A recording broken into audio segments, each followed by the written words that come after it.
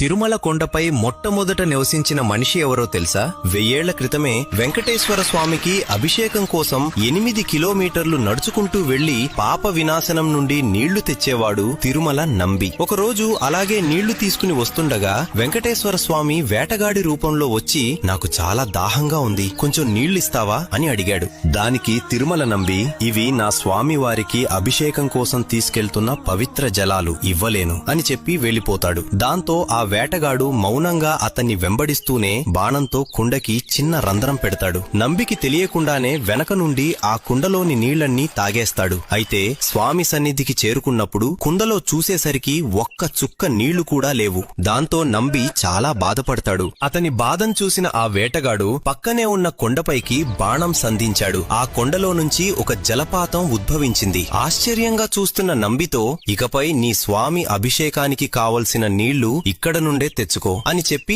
ఆ వేటగాడు మాయమైపోయాడు. ఆ జలపాతాన్నే నేడు మనం ఆకాశగంగా అని పిలుస్తున్నాం. అప్పుడే నంబికి అర్థమైంది, ఆ వేటగాడు మరెవరో కాదు, స్వయంగా తిరుమల వెంకటేశ్వరుడే. ఆ రోజు నుంచే తిరుమల నంబి ఆలయం పక్కనే చిన్న ఇల్లు కట్టుకుని తిరుమల కొండపై మొట్టమొదటి